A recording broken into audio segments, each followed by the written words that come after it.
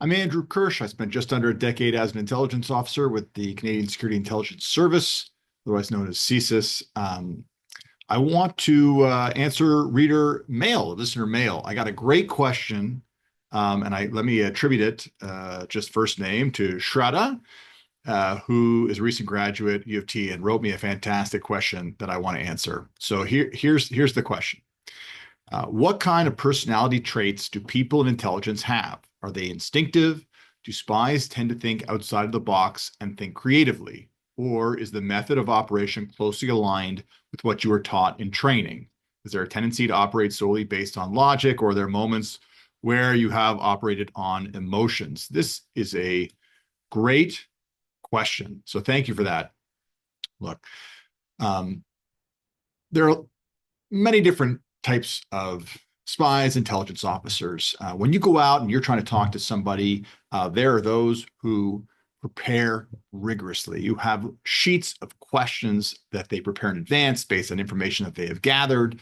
They know kind of a sequencing of questions. They know information they've done. They go over their notes. They're extremely kind of sequential and have prepped a great deal. And there are others who like to kind of, let's say, wing it. Like you've always done your research, you know who you're talking to, you know the key points you want to cover, but they want to be in the conversation. They don't want to feel overly scripted because you never know where a conversation is going to go. You might ask a question and think, okay, next I want to ask this, but by something that person says, will take you down a different path, and you want to be open to that. Third, or also, I'll say that things rarely ever go as planned, either conversations, operations.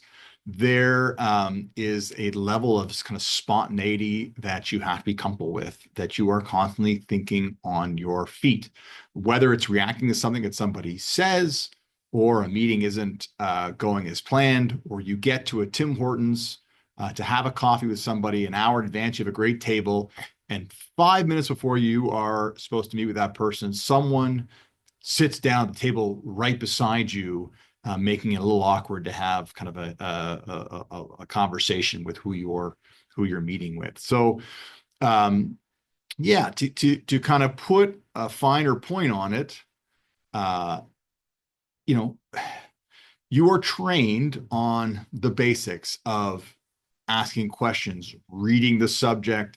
You do a lot of prep in advance about what questions you want answered, what intelligence or information gaps you are trying to fill in that interview. Anytime you go to an interview, you're there for a reason. You're there to collect information on some sort of gap. So you know why you're there, and you know kind of what you want.